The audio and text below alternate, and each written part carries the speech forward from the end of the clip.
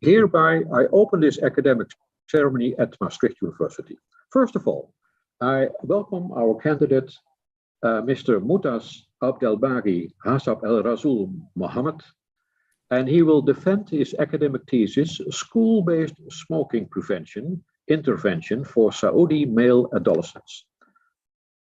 And of course, I welcome all the members of the degree committee, in particular the three supervisors, and they are Professor Hein de Vries, Professor in Health Communication at Maastricht University, Professor Nanne de Vries, Professor of Health Promotion and Education, also at University of Maastricht, and Dr. Kai-Long Chung. He is lecturer in public health at the Brunel University in London, United Kingdom. I will introduce the 5 opponents later during the ceremony, and I welcome the audience, the followers of the live stream, and now it's time that I invite Mr. Mohammed to give a summary of your thesis. Please go ahead, Mr. Mohammed. Thank you very much, Mr. Director.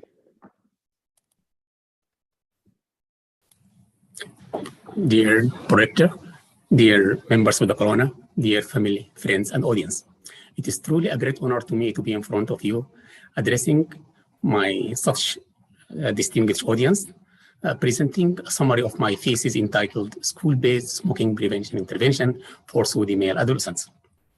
Undoubtedly, many of you are fully aware and oriented about the effect of tobacco on one and community health. Yet others may ask, why school-based smoking prevention intervention for Saudi male adolescents?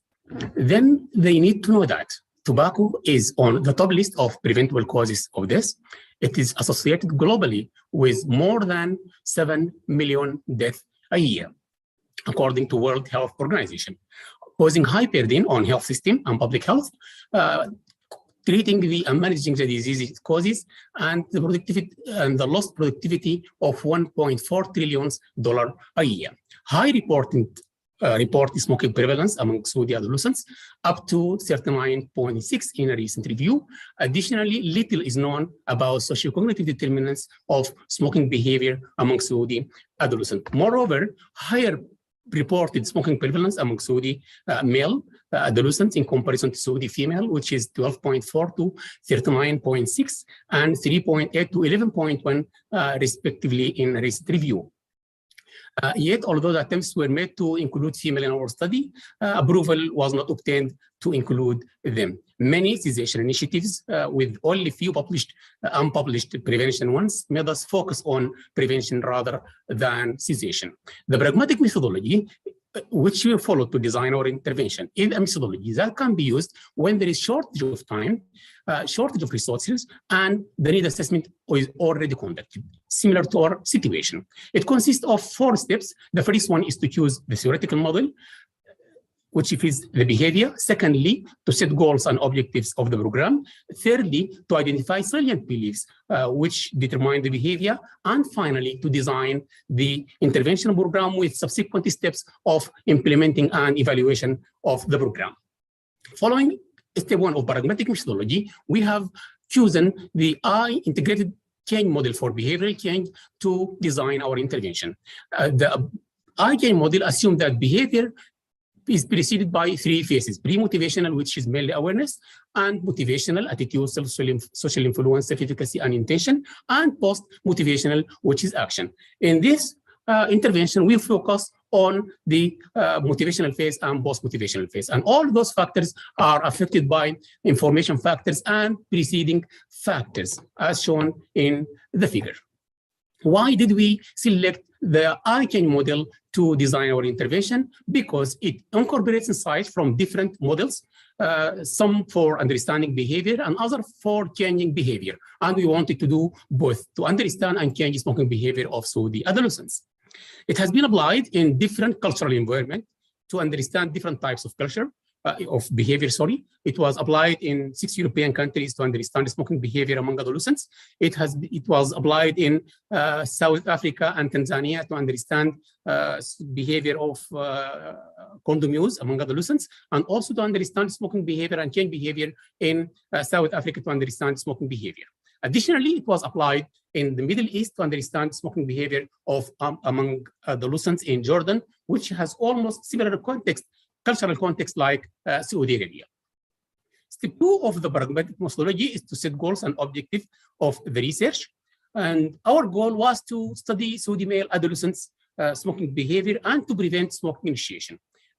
Objectives were to explore adolescent views on smoking and their opinions on smoking prevention intervention, and as discussed in chapter 2 of the thesis, and to determine demographic and motivational differences between the smokers and non-smokers, as discussed in chapter 3 and 4 of the thesis, and to investigate whether social cognitive models, which were designed in a different culture, can work in Saudi Arabia to change and understand smoking behavior, just like the eye change model, which is discussed in chapter 3, 4, and 5. To study also the efficacy of the intervention on adolescents' cognitions towards non-smoking and self-efficacy, and also on smoking onset, and all of these were discussed in chapter 5 of our thesis. How did we do this? To do this, we have conducted 4 different types of study. The first one was qualitative study, as discussed in chapter 2 of our thesis, and cross-sectional study in chapter 3. Then we designed, implemented the intervention. Then longitudinal study was conducted. Later, randomized control trial was conducted, as discussed in chapter 5 of our thesis. Where did we do this? All of the studies were conducted in Saudi Arabia, in the western part of Saudi Arabia, in Taif province, as shown by the arrow on the map, among adolescents aged 11 to 16 years old. In a school, schools were selected using cluster randomization technique, while participants from the quantitative studies were selected randomly, and for those from the qualitative study were selected purposely as smokers and non-smokers. Step 3 of the pragmatic methodology is to identify salient beliefs using either qualitative methodology or using quantitative methodology. Using qualitative study and methodology, as discussed in chapter 2 of our thesis, the objectives were to explore the determinants of adolescents' smoking behavior, and to explore potential differences between smokers and non-smokers. Moreover, to validate the questionnaire, the European Smoking Prevention Framework approach, which was imported from a different cultural environment. Moreover, to explore adolescents' preferences for smoking and determinants of smoking prevention intervention. How did they want the program look like? To do this, we have conducted 11 focus group discussion, 5 of which for smokers and with 50 participants, and 6 for non-smokers with 53 participants. An interview scheme was developed based on the IK model to guide the discussion, and qualitative data analysis software was used to analyze data.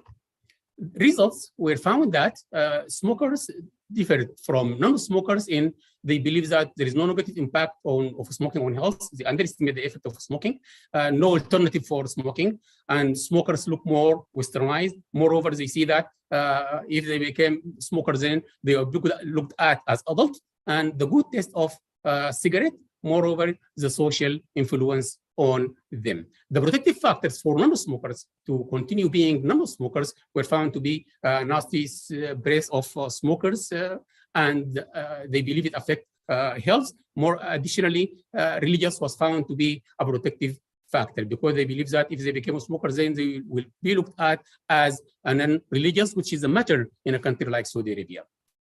Step 3 of the pragmatic methodology is to identify salient belief using cross-sectional study, as discussed in chapter 3. Objectives were to determine demographic and socioeconomic differences between smokers and non-smokers, and to obtain indicators related to the stage of the tobacco epidemic in Saudi Arabia. Also to describe whether the ICANN model can be applied to understand smoking behavior in Saudi Arabia. To do this, we have conducted cross-sectional study. Schools were selected using cluster randomization technique.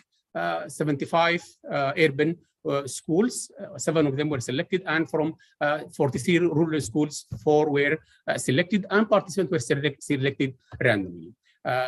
Results show that smokers differed again from non-smokers in having more smoking peers, smoking supportive norms of parents, and positive attitudes towards smoking, and low self-efficacy not to smoke in all situations assessed, like coming back from school to home or going from home to school, when with a friend who smoke when offered the cigarette by somebody else or by a friend. Also, they have high intention to smoke in the future than the non-smokers.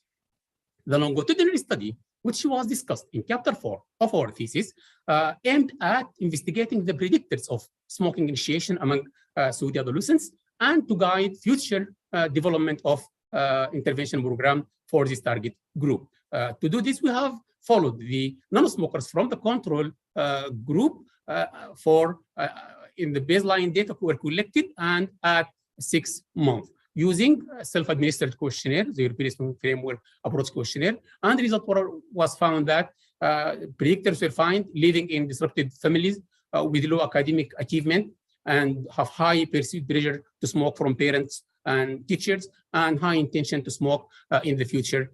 Those were found to be the predictors. Step 4 is to design the program. Randomized controlled trials, as discussed in chapter 5, was conducted to describe the implemented school-based smoking prevention intervention and to see the effect of the program. To do so, case control study was conducted with 10 schools in the experimental group who received the intervention with 698 participants, and the control group with 9 schools with 683 participants who received only the regular health program. Designing and evaluating the intervention program, we have conducted 5 lessons, each composed of 2 to 3 activities: smoking and health, focused on reason to smoke or not to smoke, peer pressure and refusal skills, self-efficacy enhancement, and also alternative for smoking and choosing the right side to be a smoker or non-smoker, and non-smokers charter and register was signed by the participant by the end of the intervention. The school-based smoking prevention program using role play and peer-led group was implemented, and training session about teamwork and team leading was preceded the intervention. In the coming 2 slides, we are telling some stories about our intervention. The first photo on the upper left hand is showing the training on team leading, because our participants were not accustomed to this type of interactive learning. The second ones are about role play, peer pressure, and arguing why not to smoke, while the lower row of photos is telling different stories of group discussion. And this one is telling some materials of the intervention. In the middle, we have the booklet for students, how to work in group, and the lateral side of the slide is telling some interventions and some activities of the intervention. Randomized control trial showed that respondents from the experimental group reported significantly more negative attitudes toward smoking, stronger perceived social norms against smoking, and higher self-efficacy towards non-smoking, more action planning to remain non-smokers, and higher intention not to smoke in the future when you compare them to the control group.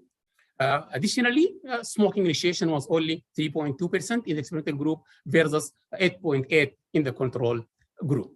To summarize the most important findings of our studies, the qualitative study shows that smokers believe smoking makes them look adult and westernized, and religion was found to be a protective factor for non-smokers. And the quantitative cross-sectional study showed that smokers have more positive attitudes and higher perceived social influence towards smoking, lower self-efficacy not to smoke, and higher intention to smoke than non-smokers. Most important findings of the quantitative study shows that adolescents who live in a disrupted family have low academic achievements and highly perceived pressure to smoke from parents and teachers, high intention to smoke in the future, are at high risk of becoming smokers. Also, smoking initiation in the intervention group was 5.6 less than in the control group. Lesson we have learned from this intervention: other approaches could also be used, like community intervention or home-based intervention or integrated intervention together. Web-based smoking prevention intervention will help a lot, and inclusion of female should be considered. In conclusion, our research identified the determinant of smoking behavior, adolescents, and predictors influencing smoking initiation. the intervention program was effective in changing smoking determinants positively towards non-smoking, and smoking in the intervention group were only 5.6 less than in the control group. Moreover, the socio-cognitive models designed to understand and change behavior in the West, like the I-change model, can also work in the Middle East when they are culturally tailored. Thank you very much for your attention. And now I'm giving the word back to Prorector.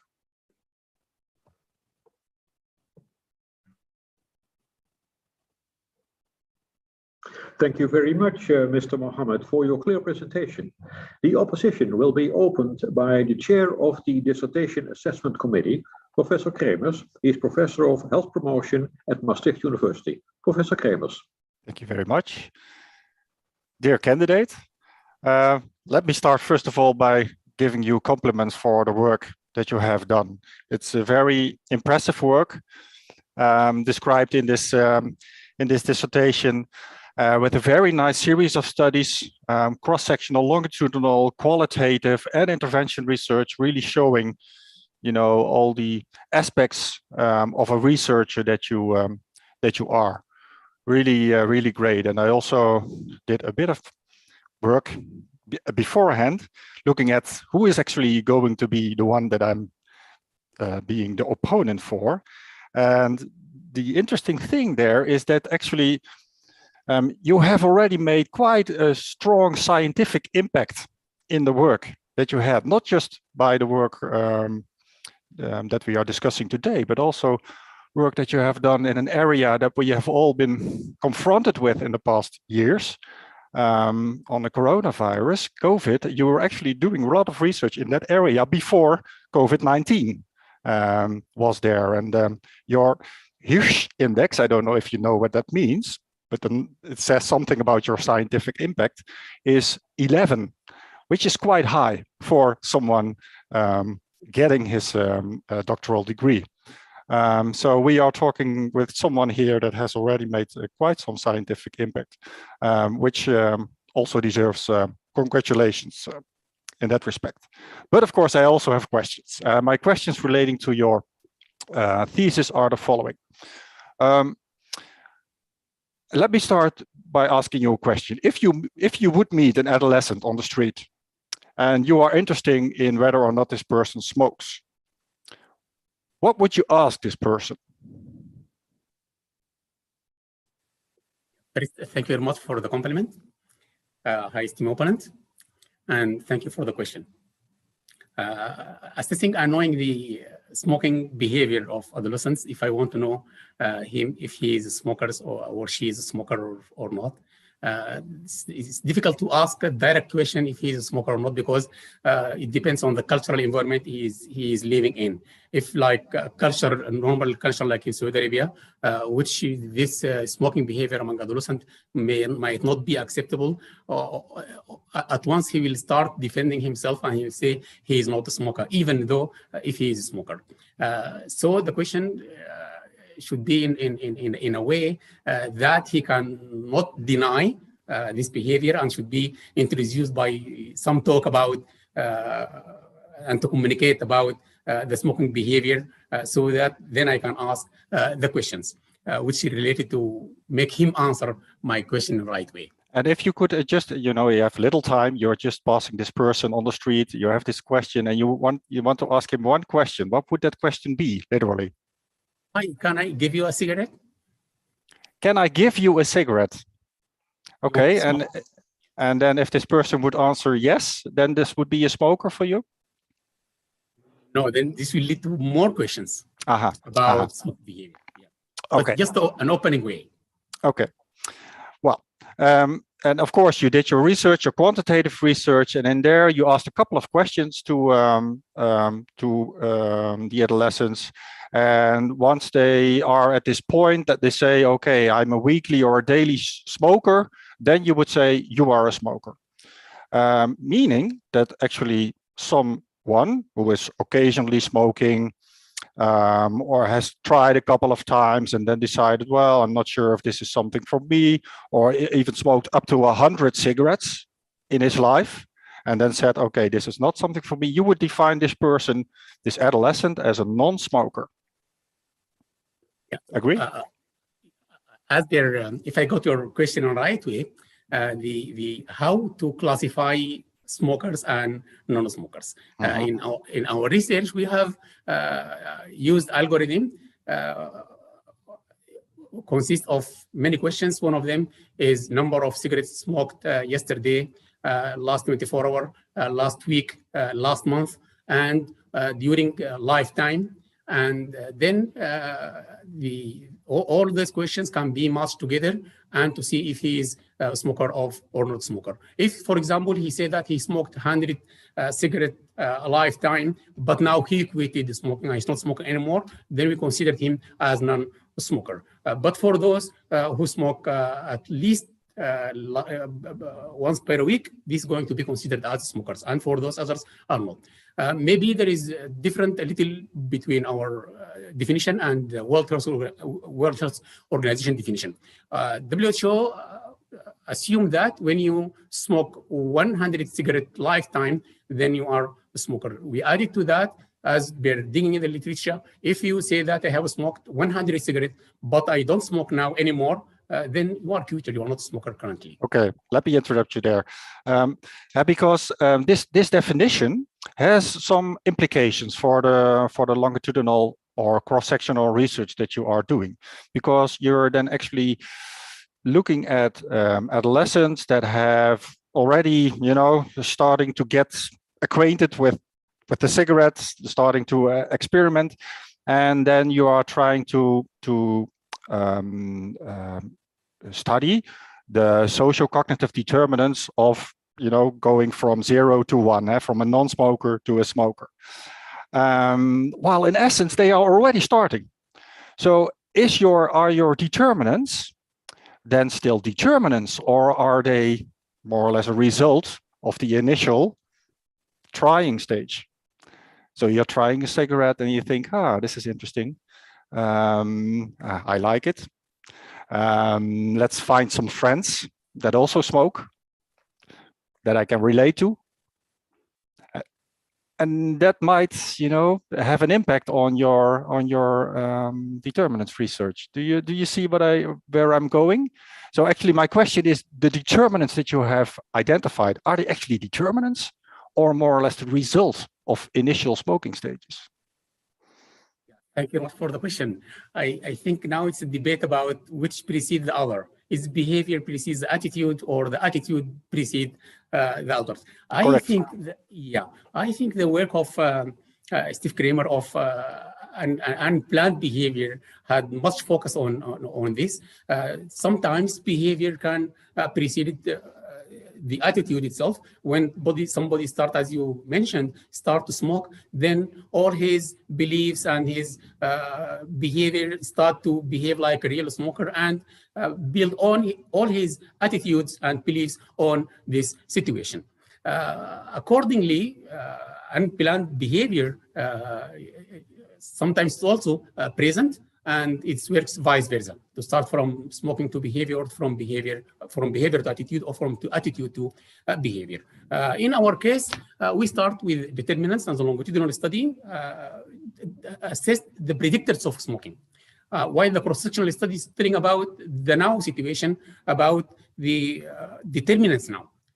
This is why we have conducted two different types of studies: one longitudinal to see the predictors, and one determinant cross-sectional study to see the determinants. And what makes us quite sure that our behavior, or smoking participant behavior, was due to intention is that all studies we have conducted were consistent in their findings, that the behavior based on beliefs, and one of them intention as well. Okay, thank you very much. I'm satisfied with your answer, and I give the word back to the prorector. Thank you, Professor Kremers. The opposition will be continued by Professor van den Borne. He is Professor of Patient Education at Maastricht University. Professor van den Borne.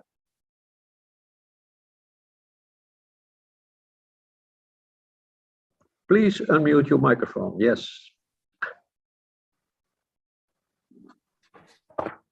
Thank you, Prorector. Dear candidates, I greatly enjoyed reading your dissertation, and you did a very nice, as the Professor Kremers already mentioned, a very nice series of studies, very well done, and also nicely published in high quality journals. Congratulations for that. But that is not my main thing that I am here for now. In your study, you focused on smoking behavior. However, I was very surprised that part of smoking behavior did not appear in your findings. And then I'm referring to shisha use. Water pipe, we would say in the Netherlands. And what I've seen in Saudi Arabia is that this is a practice that is quite high among specific groups and is frequently conducted in a social, in a group context, and which is quite different from cigarette smoking. So my first question is, did shisha use come forward in your focus group interviews? I would expect that to have happened. What is going on? Why is there no mention in your dissertation about shisha use? Hi, esteemed opponent. Thank you very much for the question. And before that, for the compliments about the thesis. And actually, the question is very interesting because as you mentioned, I totally agree that now shisha is much more practiced than before. And almost in every corner of shops today, you'll find a place for shisha. Smoking shisha among adolescents, I will mention two things. The first one is the focus group discussion we have conducted. What is the most practiced behavior of smoking in Saudi Arabia among adolescents? Shisha was excluded for two reasons. The first one, it needs a special place to be smoked at. It needs preparation, not like a cigarette. So it might be much less practiced among adolescents. For adults, yes, totally agree. It is the most common practice now, in addition to electronic cigarette. But for adolescents, now mostly the known one is smoking cigarette, which is cheaper. It doesn't need special preparation. And moreover, can be done in a hidden place. No need to be in a community so as to be seen. That is why our focus group discussion, they excluded shisha from the question, and even there was denial, that there is no, this is not practiced among adolescents. Maybe at the time of data collection, that was the case. But now it might be a little bit different, and for sure, for the future research and future work, shisha should be included, not only for male adolescents, but also for female adolescents. Then it can be included and can add then to literature in Saudi Arabia. Thank you. If I got your question in the right way. Thank you very much for your answer here. We know that shisha use does have also serious negative effects, and sometimes even worse than cigarette smoking. And so I'm happy that you already realized that this needs attention, and that probably you're planning to do research in the future. If you look at shisha use, you understand what it is. Would that need additional research to identify the determinants of shisha use? Because there is quite a lot of difference between cigarette smoking and shisha use. Would that need additional research to identify the appropriate determinants here? And what would those determinants probably be? Where would be the difference? Have you any idea about that? Thank you very much for the question. If I got your question in the right way, you want to know the difference in determinants between smoking cigarettes and shisha use. Determinants is usually built on cultural norms of the community. For the determinants of smoking, as mentioned in all studies, in at least our studies in Saudi Arabia, and the determinants of shisha, the difference most probably is going to be about the socialization, because it is more socialization than the cigarette smoking. Cigarettes can be taken only by one person, and smoking shisha, it needs a sort of setting where a group of people sitting together and socializing and having a smoke this shisha. And the complication of shisha and the effect of shisha also is going to be an added determinant of shisha. How do they perceive the side effect or the effect of shisha on one health? Not only for smoking side, but also for the communicable disease side. Because from the research we have conducted about corona and MERS-CoV, shisha was found to be a transmitter for the disease. I wish I got your question in the right way and answer in the right way. Yes. Thank you. I'm very happy with your answer. I suppose that this also would have consequences for a kind of intervention that you would develop to prevent and reduce shisha use, because I think that that may be not a very easy undertaking if you see how strong the social context is in which shisha is used. But I have also another question for you. In your longitudinal study, you confirmed that perceived pressure to smoke from parents and teachers seemed to increase the intention to smoke in the future. Starting from the I-chains model, thus, do you think that an effective intervention should also focus on involving parents and teachers?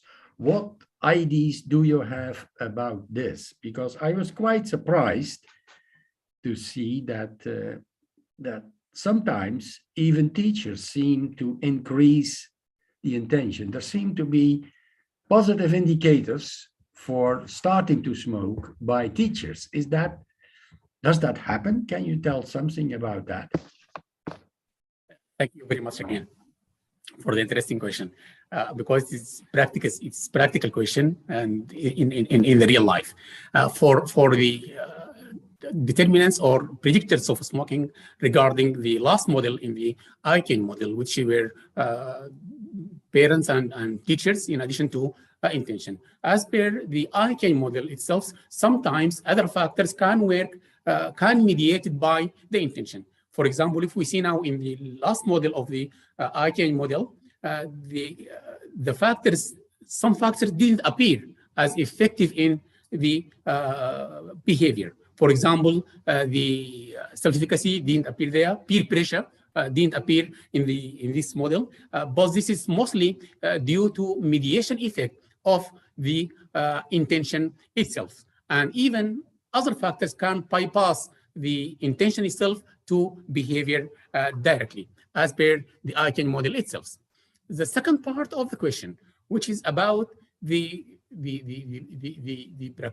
practical way of doing this in real life, I think yes, we need to widen the intervention, not only to be school-based. Yes, school-based smoking intervention has advantage and disadvantage, and community intervention should be addressed and included, and also home-based intervention should be. I'm sorry, I have to interrupt you because we have to move on to the following opponent.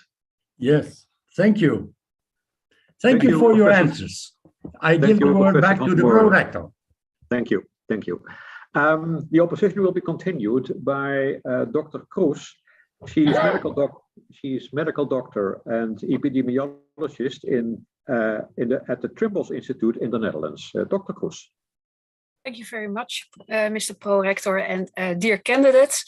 I also want to congratulate you with this work. I fully agree with Professor Kremers and Professor van der Borne on the importance of the studies. I have a small question to start with, because your studies only will have impact if they're also going to be implemented. So can you say anything about the chances of implementation in Saudi Arabia? Thank you very much, esteemed opponent, for the question, which is mostly related to real life again, and implication and implementation of this intervention to be widened at the national level. If I get your question in the right way, you want to know if we have plans to make this intervention disseminated all over the country.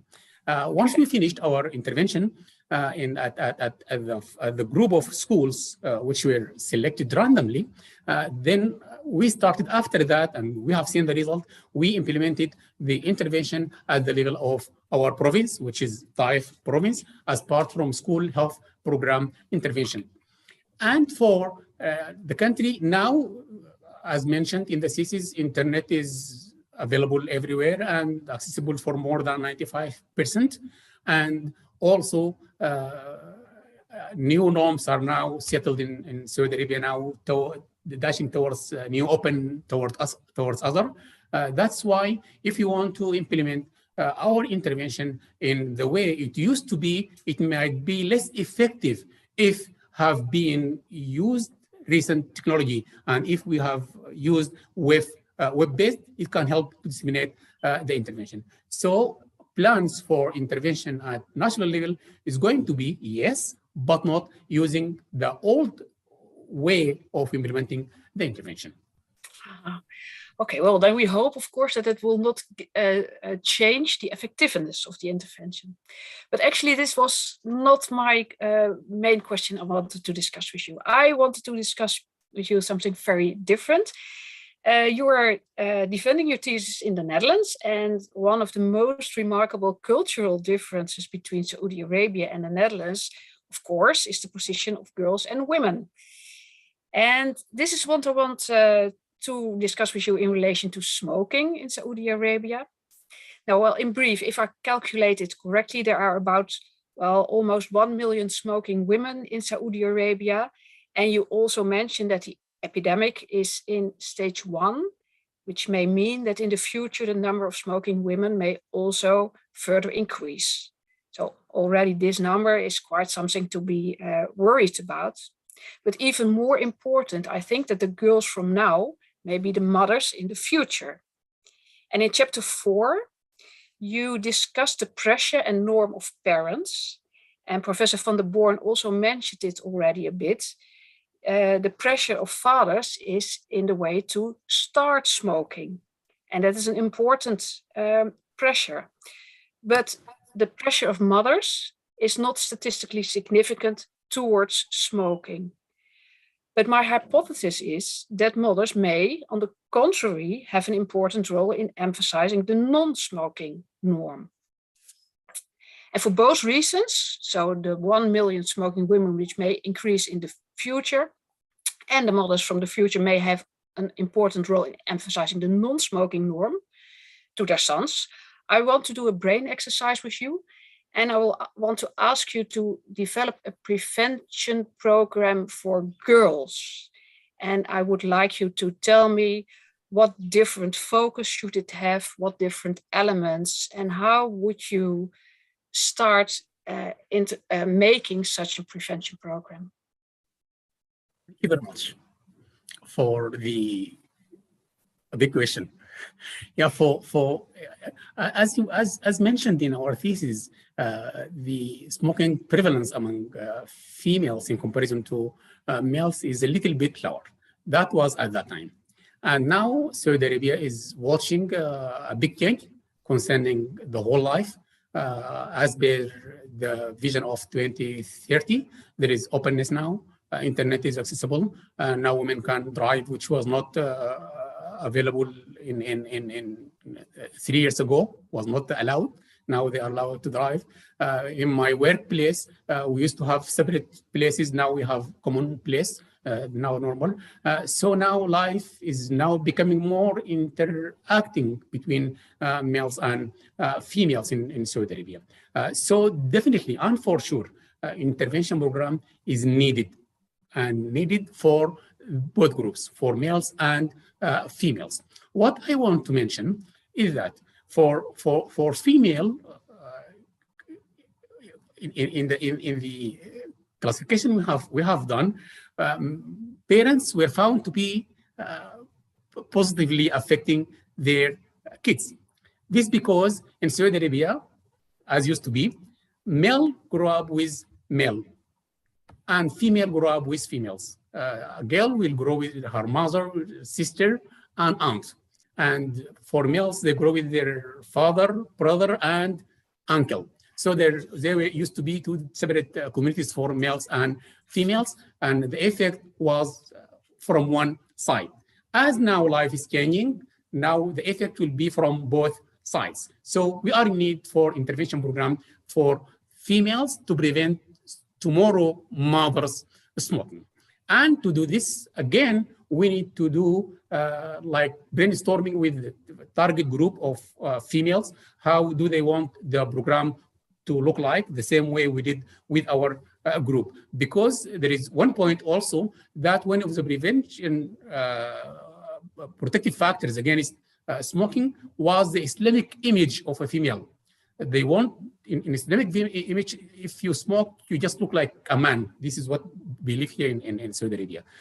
So that might be a starting point for discussion or the focus group discussion, which is going to be an access point analysis. How do females want the program to be look like, and what are the components of the program and the determinant of the program. Additionally, Minister of Health now have combined tobacco prevention control program, which is work again for males and females.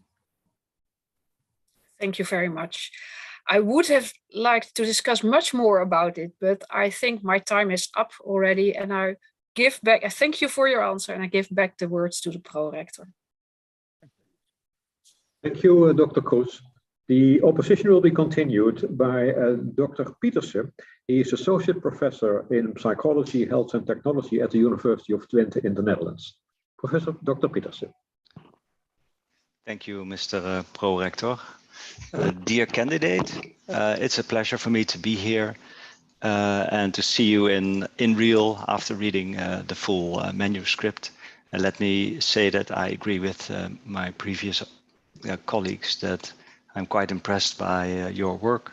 I know that PhD projects like these in the Netherlands are notoriously difficult to do and to bring to a good end. And I'm sure in your context, this brings even more challenges. So quite impressed by that. However, your work also, of course, raises a lot of questions, and I selected a few I would really like to discuss with you today. So first thing that I noticed is the way that the outcomes of the trial were assessed with self-reported smoking behavior reported by the adolescents. And in your discussion, you also bring up the issue of biochemical validation and why that isn't really a requirement in this study. But I'm not yet convinced on that. So the issue, I think, is, are your results, do they really hold when you rely fully on self-reports? And I do see a few aspects that are risks, I think, in this context. So first of all, the actual intervention has a strong social norm-based approach. So I would say that makes it more likely for adolescents in the intervention group to be motivated to give social desirable answers if they are asked afterwards about their smoking behavior. So obviously that could introduce a bias in favor of effectiveness, I would say. So what are your thoughts about that? Because I think in the paper itself, you only give quite old references on this issue, and there doesn't seem to be a lot of evidence on this. Yeah, thank you very much, esteemed opponent, for the question. And as I got the question, you want to know why we didn't do biochemical markering to differentiate between smokers and non-smokers, as might our intervention can affect their answer for our smoking questions. Two parts for this to answer this question. The first one is that the algorithm we have used consists of many questions, and if there are contradict between any of them, then we take the most unfavorable answer. If he said he's not a smoker, but in a way of, in one of questions, we found that he has this smoked yesterday or smoked last week, and had smoked 100 cigarettes a year for lifetime, then we'll take the most unfavorable answer, which is then he is a smoker, and this is in the literature is confirmed. It can be used. The other one, it was not logistically possible to validate the biochemical markers for smoking status, although I totally agree with you. If it would happen, it would add much to findings and literature for intervention, and also to the literature in Saudi Arabia. We could not do that, but yet we can say that our findings are compatible with the algorithm we have designed for these questions.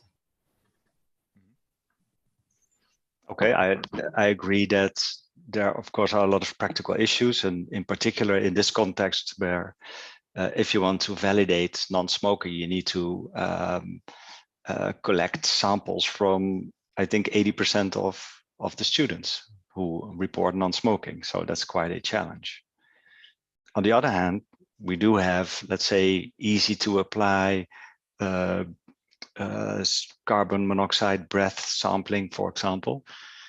So that doesn't really take a lot of work, and it even gives, I think, an opportunity to add a additional component to the intervention. So to use the CO measurements as part of the intervention itself. What are your thoughts about that? I totally agree with you. If that was done, it would add to our intervention, also to the literature in Saudi Arabia as general. And since this was the first intervention in the region here, it would add much to it. So I can say nothing, but I agree with you on what you said about the validation of the answers of our participants. Mm-hmm. Okay. Yes. Another issue that I was thinking about when reading your manuscript actually follows up on the discussion you had with my colleague, Dr. Kroes, a few minutes ago on the implementation of the program. When I look at the whole intervention, it seems quite a, let's say, a heavy program to implement. So that brings, I think, a lot of challenges when disseminating this across the country. So apparently within the province that you are active, that already has happened to some extent.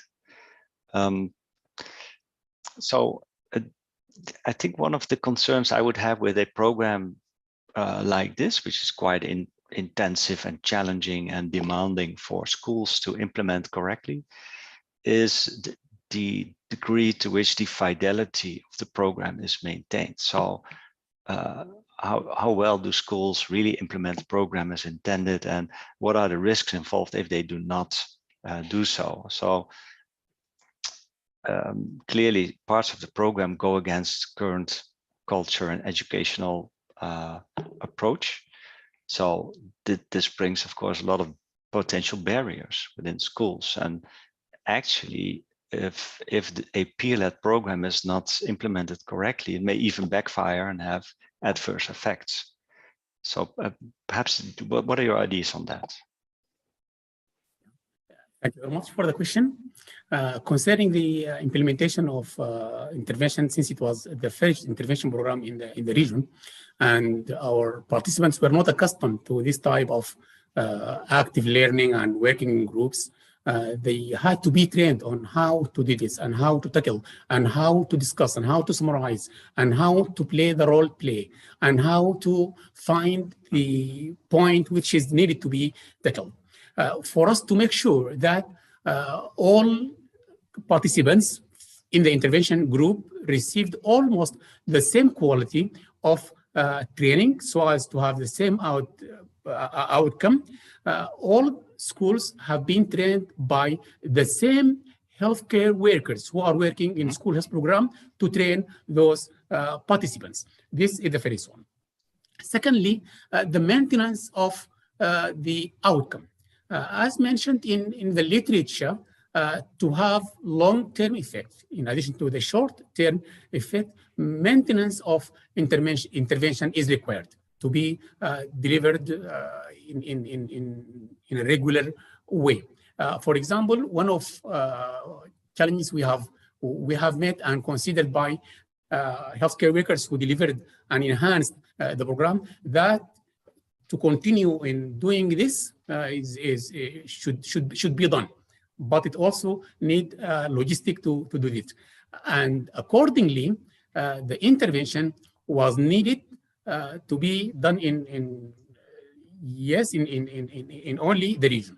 To disseminate our intervention program, we are in need to do it in another way, because if we're going to do it in the old way we have done, it will cost time, it will cost a lot of money to travel from region to region, and also training of others. Please, forgive me to interrupt you, but I see my time is running out, and I really would have liked to discuss more about the internet-based implementation ideas you have, because I'm also quite critical on that, but I think I must hand over back to the prorector. But thanks for having this debate.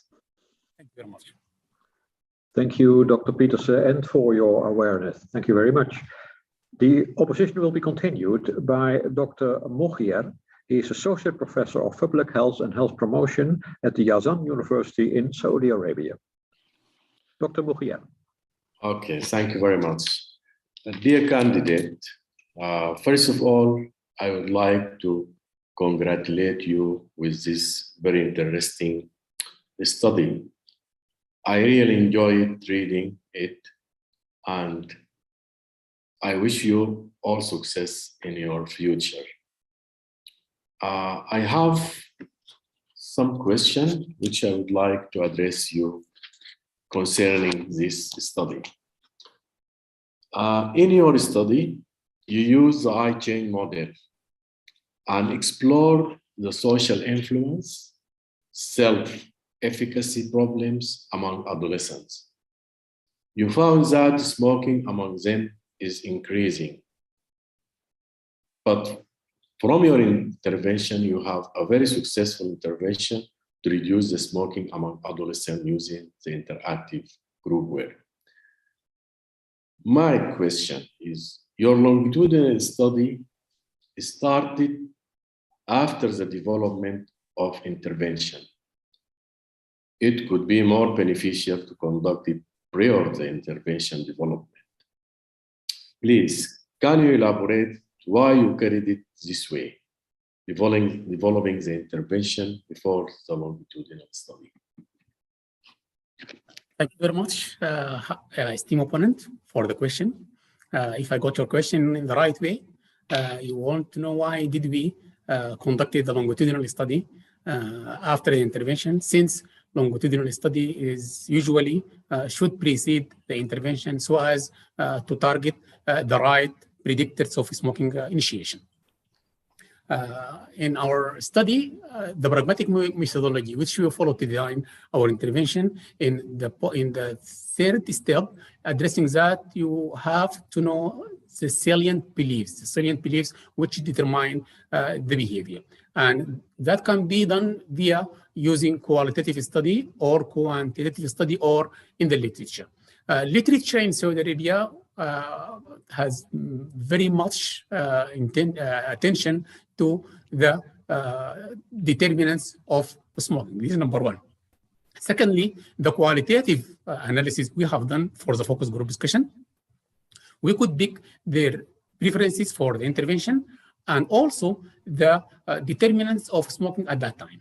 Additionally, the cross-sectional study we have conducted confirmed our findings from the qualitative study. Moreover, the longitudinal study, which itself was conducted after the intervention, the findings of the longitudinal study has consistent findings with the cross-sectional study and with the qualitative study. So even though if we have delayed the intervention after 6 months of to know the predictors, so as to know the right predictor, we got the same result. Now the predictors which were found significant in model 1, 2, and 3, actually they have been used and have been utilized and also addressed in the intervention. So the intervention is not going to differ from if we did the longitudinal study before the intervention or after the intervention, because it's addressed the same items of findings. Okay, my second question is about the eye change model which you used. Did you find any difficulty in using the eye change model as a whole in your study in Saudi Arabia?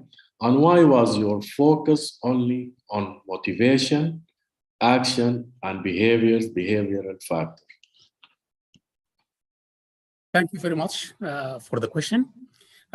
2 parts. The first one, if there is any difficulties for the eye change model.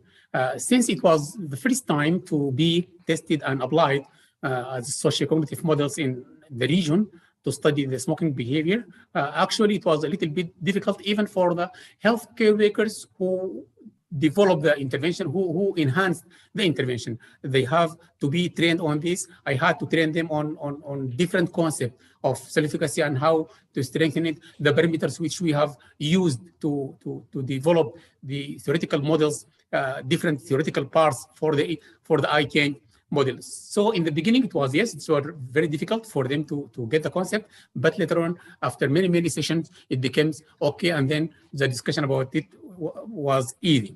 The other things for participants themselves to be trained on that, they were not accustomed to active learning and to have all of those items of social influence, self-efficacy, and intention. They need to be in an interactive way. And our participants, of course, were not accustomed to this type of interactive way. So we had also to train them for focusing on only a motivational part and post-motivational part in the model in our thesis.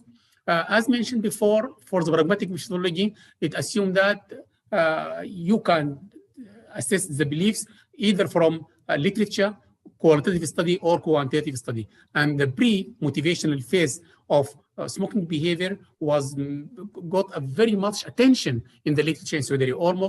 Most of the studies, if not all, are talking about those distal factors and neglecting the motivational factors. And our intervention showed the effect of our approach that we can target the motivational part of the eye change model. Yes, if the time allows, I can put the third one very fast. Is there any plan by the Ministry of Health, to which you are working at the Public Health Department, to go further with your recommendation to work with this age group using the same intervention to reduce the increasing of smoking behavior, or in other settings, for example, university student or at workplace or others group of population? Thank you very much. Mostly we're going to concentrate on adolescents themselves using different approach. Yes, same intervention, but with different approach to use web-based rather than the old methodology we have used, and also to include females in our intervention, not only males. And according to tobacco control program, now all the community is targeted by a smoking prevention intervention program, if I give a short answer for this. Okay, thank you very much. And I will give the floor back to the prorector. Thank you very much, Dr. Mougier. Then we have time for another question. And I would like to invite Professor van der Borne. Yes, please, go ahead. Yes, maybe in relation to the questions by Dr. Cruz about the smoking behavior of women. What I've seen in Saudi Arabia is that quite a number of women, particularly in the Jazan region, are users of shama. So quite a high percentage of women use shama. Did you come across shama use in your qualitative study? I probably not, but because it's such, I don't know whether the male adolescents also use shama or not. Can you tell a little bit about that, please? Thank you very much for the question. Shama is smokeless use of tobacco. As you will have noticed, Mr. Mohammed, the time for defending your thesis has passed, and the committee will now withdraw to discuss the quality of your thesis and the quality of your defense. And please await our return with the results of our deliberation.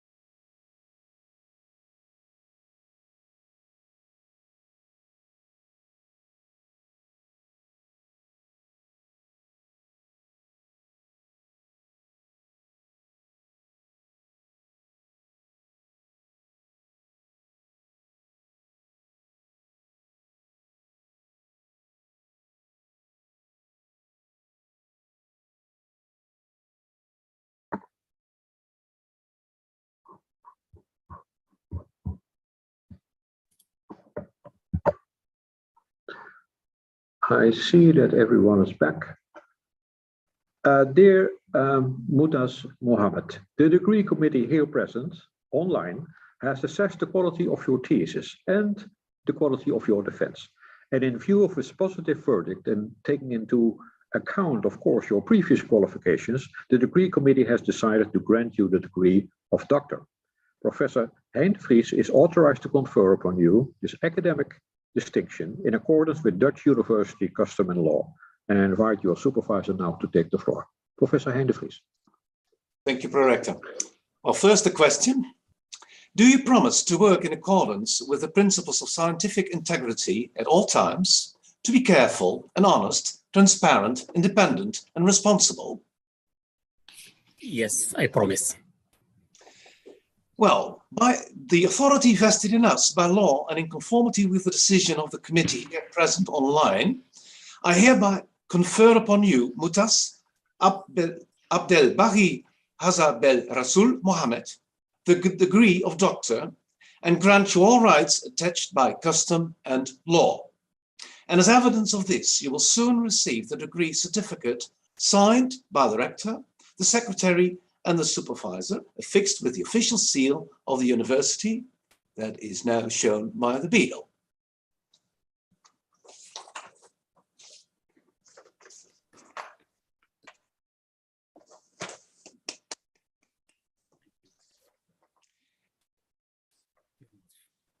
Well, dear Mutaz, dear Dr. Mutaz, you can be proud of yourself. You made it. It was very nice to see this journey. And so I cannot but congratulate you with this accomplishment. We were first introduced to each other, I think, by Professor Bart van der Borne, also was present here, if I recollect things well. And that's already quite some years ago. And you were interested in doing a PhD study about smoking prevention in Saudi Arabian type province. You were then working for the school health program as a department head of preventive medicine. And we then started a very interesting journey. I did not know much about Saudi Arabia. And one of the first things that I had to learn was that approaches for boys and girls had to be different. And we also heard that people also had questions about that, which I think is understandable if you come from a Western culture like the Netherlands. You then started, as you explained, doing a qualitative study, a quantitative one, and you prepared your intervention. And then we collaborated quite intensively. I found it very intriguing and interesting to see how principles of the program that also I had developed in the Netherlands for my PhD project years ago, and also was then translated into a European project, how they could be tailored to a Saudi Arabian context. And you already shared some slides showing the situations. And I really remember that period quite well because I learned a lot. And also at that time I was speaking and reading a bit of Arab, so I could read some of the text as well. I've forgotten all about it though. And we know that this tailoring to the Saudi context was very successful thanks to your hard work. So I really want to congratulate over there.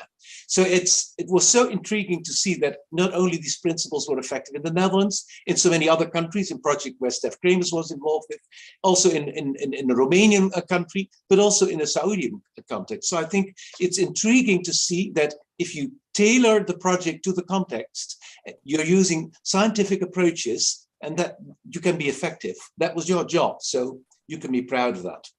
It was an amazing job. And after this project, of course, you had to find out these things and do things like data analysis, complex levels of data analysis, and writing scientific papers. And that was, of course, challenging because you were now then working in a different office and had to do these things beside your own work and your family life. That was also a relatively new thing to you, to do all these analysis and scientific writing. So you did it step by step, sometimes bigger steps, sometimes little steps, and sometimes you had to leave things a little bit. I really admire your resilience over there because, this was not an easy period. I remember when we started doing the multi-level analysis, that was it wasn't a nightmare, but it was something really, really different from you that you had to do. And here I'm very grateful to Mutaz Eggers, who was a superhero helping you out over there and helping you to get to accomplish this part. So Mutaz, thank you so much. And actually, Mutaz and I were also visiting Saudi Arabia for doing a workshop on HIV prevention in Riyadh, because at that time I was working in 4 African countries on a project with Mutaz. And that was a very exciting moment, and also not the most easiest one to arrange by you in the Saudi Arabian context, because HIV prevention and talking about issues and behaviors that may be normal in the Netherlands, but these were not normal in the Saudi Arabian context. But again, you managed to do that. And as Steph also mentioned, you're not only working on that, you're working on so many other issues. And actually, if COVID wouldn't have come, I would have probably be visiting you again to do a workshop with them on prevention of MERS.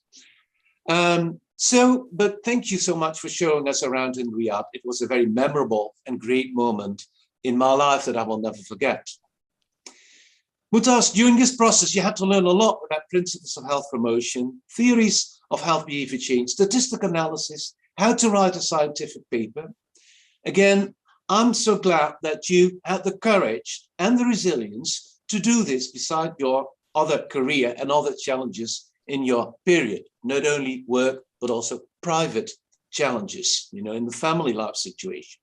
That was not an easy task, but you did it. And I thank you for your efforts. I also want to thank Mutaz Eggers, Nonne de Vries, Keilong Choing for their input in their project, because as a team, I think, you know, you always do it as a team, and their support was very, very significant. So, Mutaz, the time for defense has ended now. Congratulations. Enjoy this day. You have now more time to play the violin. Enjoy this day and this moment, and I will miss our collaboration, and who knows what still may be ahead. I also want to congratulate your family and all those that you love. So congratulations, and I will now pass my word to Keilong Choing. Thank you, Hein. Dr. Mutaz, you've done it. The PhD project has come to an end, and I feel honored to congratulate you and your family on this big accomplishment. I'm proud of our long-standing connection, and I feel a bit emotional that this project has now come to an end. Your PhD journey is special for me as well. For both of us, so much has happened in the meantime.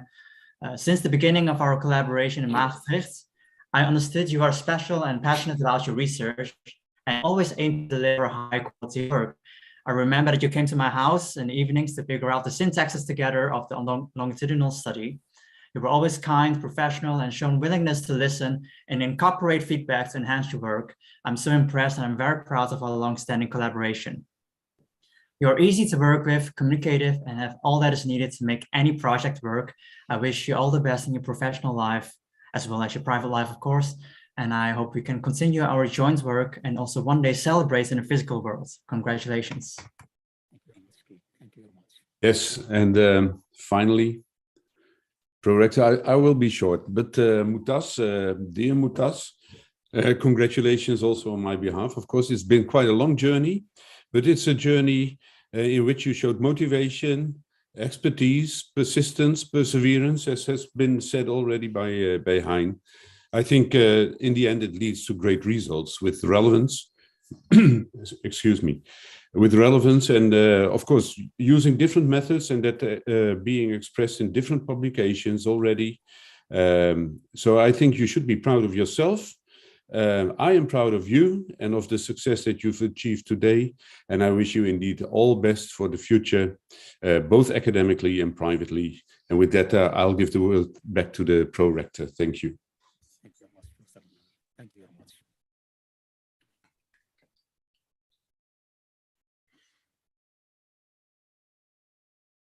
Esteemed Dr. Mohammed, dear Mutaz, it's my great pleasure to congratulate you with your doctorate, and I do that also on behalf of the Board of Deans of Maastricht University. And maybe you allow me to share some impressions of the committee with you.